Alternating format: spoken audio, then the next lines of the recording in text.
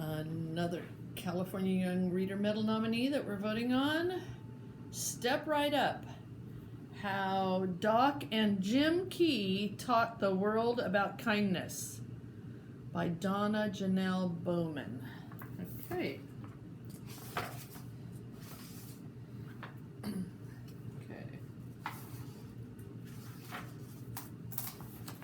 I like the pictures. I think they're, I don't know, they're really cool. Okay. Spring 1889 stretched a blanket of wildflowers over Shelbyville, Tennessee, but William Doc Key barely noticed. He paced and fidgeted like an expectant father. He had been on hand for plenty of births before, but this one was special. Visions of a future champion racehorse darted through his mind as he comforted his mare, Lorietta. Finally, a dark, wet colt lay shivering at her side. Oh, how cute. Right there. Doc knelt to welcome the little fellow, but something was terribly wrong. "He's the most spindly, shank-legged animal I've ever seen," he said. Most folks would have given up on the colt right then, but Doc had a kind streak that ran clear through his heart and all the way back to his childhood. William Key was born into slavery in 1833. As a child in Shelbyville, he was full of questions about the world. In some parts of the United States, educating an enslaved person was a crime. Even where it was not forbidden, many owners did not want their enslaved people to be educated. But John and Martha Key, William's masters, like several others in Shelbyville, thought differently. So the Keys allowed William to join their sons for lessons. So there's their sons. That must be the teacher, I don't know. Learning gave William a sense of freedom. Okay. From the time William was about 6 years old, it was clear he had a special way with animals. No matter how wild or rascally the animals, William befriended them and tamed them. He especially loved horses. Well, this guy's being mean to him, and he's caring for him. A few years later, William's masters started sending him across Bedford County to work with other farmers' ornery animals. During these travels, William saw how some animals were neglected, beaten, and worked to death. He was gentle and patient with them instead. He thought nothing was worse than being hurtful. I agree. William learned all he could about caring for the injuries and illnesses of animals and people. He paid special attention when his mother taught him how to distill roots and herbs into homemade remedies. It's kind of like boiling them too, I think. As William worked at different farms and businesses, his doctoring skills developed and his reputation grew across Tennessee. By the time he was a young man, William was so good at treating injuries and ailments that everyone started calling him Doc Key or just Doc. Oh, that's cool. In 1865, the Civil War ended and Doc built a new life as a free man. He married and bought his first patch of land in Shelbyville. It was the perfect spot to build his new horse hospital. Doc also perfected his own line of medicines, including Keystone liniment, which could be used to treat both horses and people. Some kind of ointment. After the war, many formerly enslaved people faced racism and prejudice from white people who would not recognize them as equals. Doc decided that the best way to beat the prejudice he encountered was to try and make friends with everyone and show them he could be a successful businessman. He eventually opened a blacksmith shop, a wagon wheel and harness making shop, a restaurant, and a hotel. He even built a racetrack and dreamed of raising fine racehorses of his own. He was an entrepreneur. Doc Keystone's liniment became so popular that he bought a medicine wagon and hired entertainers and hit the road. He sold his medicines in towns across the South. Soon Doc was one of the wealthiest men in Shelbyville. Doc Key. Okay. One day, as Doc and his wagon clattered through a dusty town, he heard about a rundown circus in Tupelo, Mississippi, that was trying to sell its horses. As he neared the ragtag circus, Doc spotted a scrawny gray mare. She looked neglected and abused, and she walked with a limp. Oh, poor baby. Despite her sad condition, Doc recognized that the mare was a purebred Arabian, a horse breed prized for its intelligence and speed. Doc bought the horse named Glorietta for $40 and welcomed her into his family. Wow, he saved her.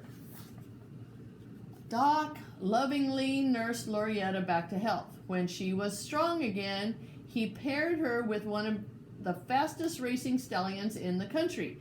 Doc hoped their offspring would grow up to be a champion racehorse. But on that spring day in 1889, the sight of the sickly colt almost broke Doc's heart. In an instant, Doc's racing dreams for the newborn horse vanished. Oh.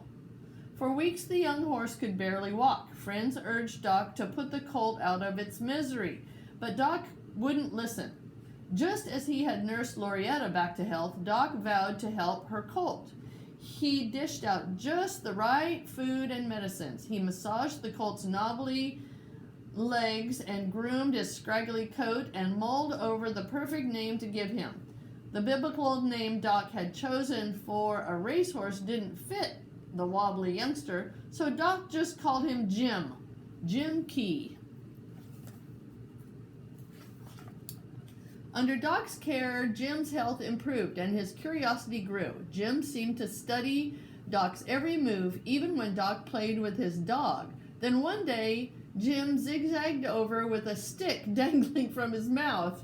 Doc laughed and tossed the stick away. Jim stumbled after it like a clumsy dog. He was a knowing colt, I tell ya, said Doc. He showed me he could fetch and proceeded to try to do the other tricks the dog could do. Jim learned to sit, play dead, act sick, and roll over on cue. Ooh, he's so smart.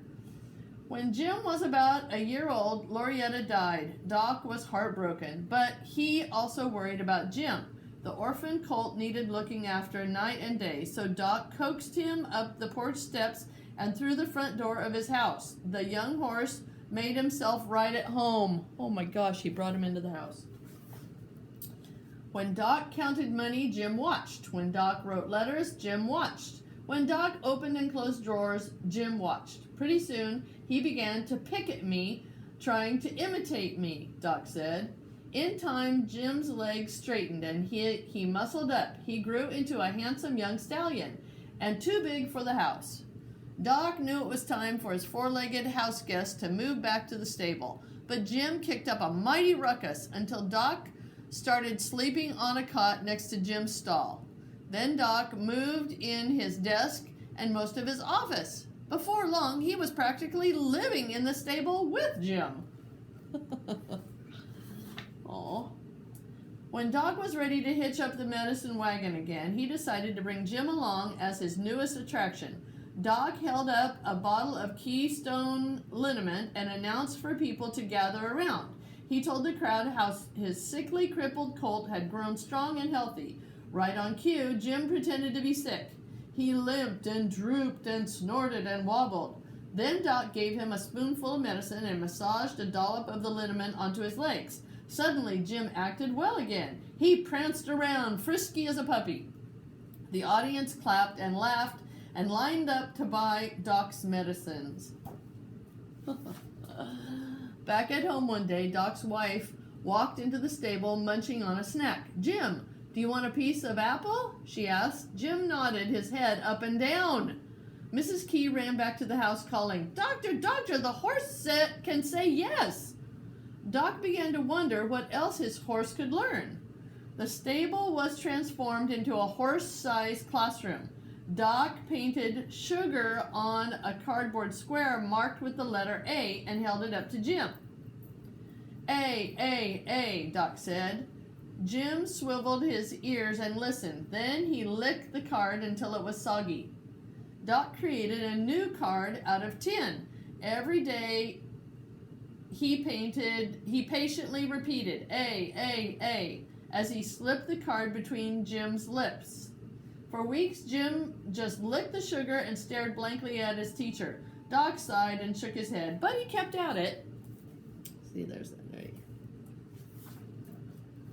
After 6 months, Jim finally understood. If Doc called for the letter A, Jim grabbed the right card and dropped it into Doc's hands. In no time, Jim learned to fetch the B card and then the C card, then all the way up to the Z card. Doc was proud. He rewarded Jim with an apple or a sugar cube for each correct answer. Next, Doc had Jim combine letters to spell words, choose numbers to make sums, find flags to identify states, move clock hands to tell time, and a whole lot more. Oh my gosh. When it was time for Jim to learn to write, Doc painted Jim's name with sugar on a blackboard. It took months for the horse to learn to lick the patterns of his name. Then Doc slipped some chalk between Jim's teeth so the horse could write his name. Oh my gosh. The chalk crumbled. They needed a bigger piece. 7 years passed quickly in Jim's private classroom. The more kindness Doc heaped on Jim, the more willing the horse was to learn. Doc was now ready to show the world what Jim could do. Oh my gosh.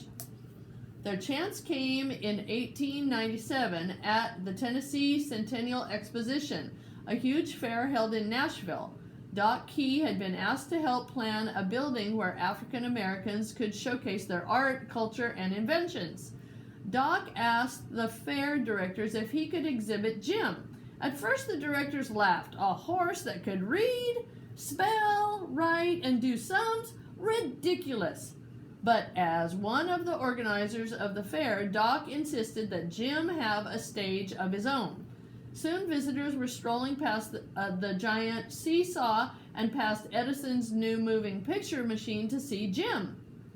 Throughout the fairgrounds, people chattered about the remarkable, educated horse.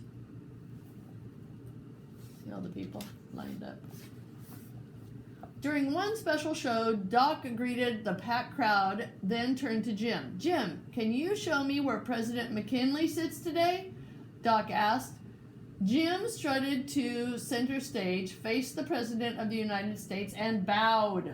Oh my gosh. Then Jim walked over to the card rack, scanned the name cards, and picked out the one marked McKinley. See the name cards right here. A gasp echoed through the room.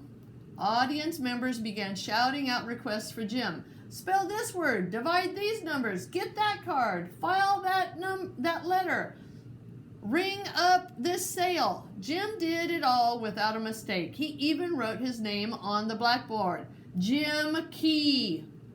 People couldn't believe their eyes. How could a horse learn to do such things? The whip makes horses stubborn, and they obey through fear, Doc explained. Kindness, kindness, and more kindness. That is the way. Oh, that's so nice. After the Tennessee Centennial Exposition, Doc and Jim went on the road again. This time they had a big-time promoter, Albert Rogers, to arrange performances for them. News of Jim's remarkable skills spread across the country. Admiring reporters began calling the horse Beautiful Jim Key. The name stuck. Doc and Beautiful Jim Key performed around the country, but the farther south they traveled, the more racial discrimination Doc faced. Often he wasn't allowed to eat in the same restaurants, sleep in the same hotels, or ride in the same railroad cars as white people. Sometimes Doc and Jim weren't allowed to perform because people didn't believe Doc's claims of his horse's skills. When Doc offered to perform for schools in Cincinnati, Ohio, a school board member replied, "We can't close our schools for horse shows." And people who didn't know about Doc's gentle training methods worried that Jim might be an abused horse performing out of fear. Oh. After a while, Doc and Jim caught the attention of humane societies, groups of people who were committed to ending cruelty toward animals. Like Doc, members of the humane societies believed that animals were intelligent, capable of emotions, and willing to learn if treated well. They deserved protection.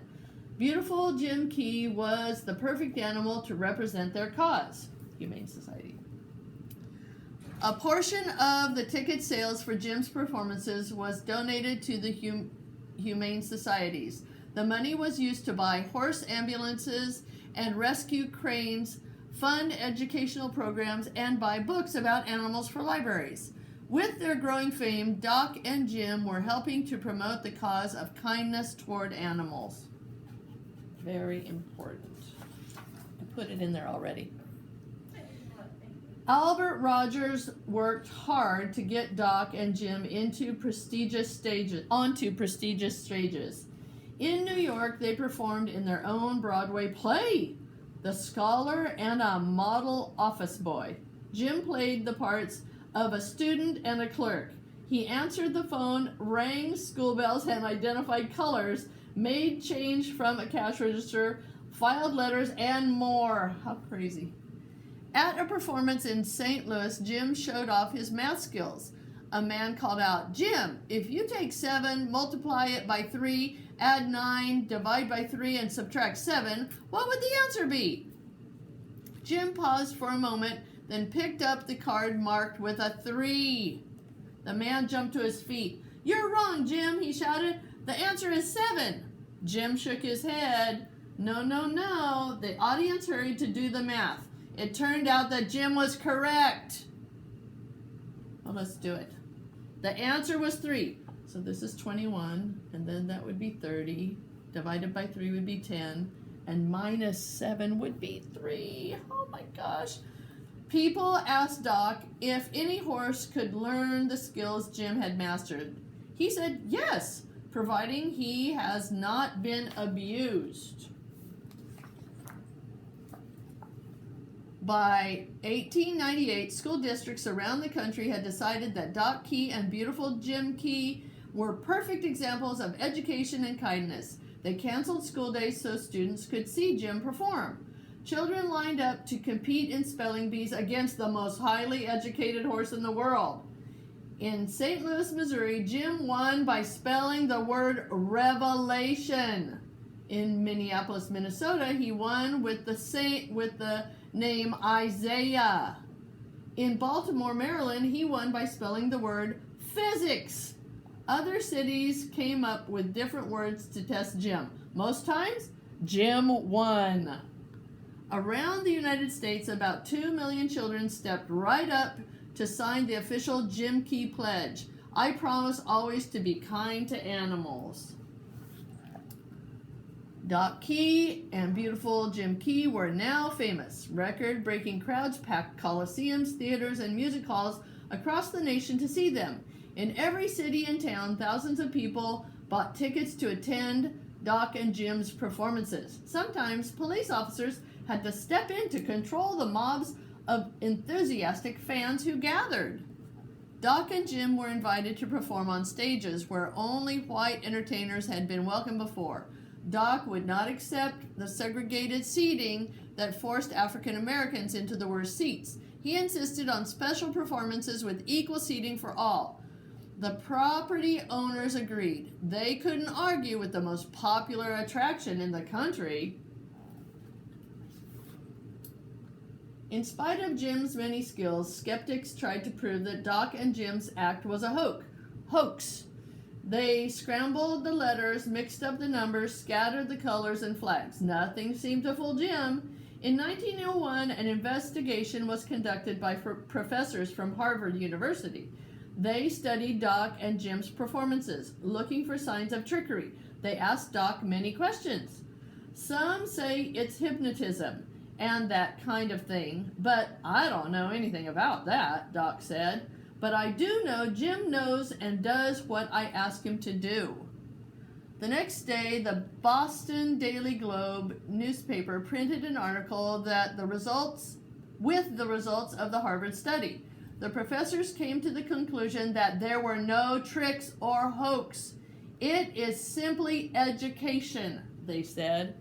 Wow. By 1906, 73-year-old Doc and 17-year-old Jim were worn out. For 9 years they had traveled the country. Now it was time to go home to the rolling hills of Shelbyville, where they would continue to learn and play together. They had proven to millions of people what Doc Key had always believed: with kindness, anything is possible. It is hoped that those who have met Jim Key will have carried away with them a kinder regard toward animals and will go forth resolved to whatever may be in their power for the care of our friends. A tribute to Jim Key from the Atlanta Constitution, December 23rd, 1898. Wow. So here's a real picture of Doc Key and a real picture of Jim. Is that amazing? Oh, here's some more. Jim Key, and there he is with Doc, and there they are. Oh my gosh, I love those real pictures. That's amazing.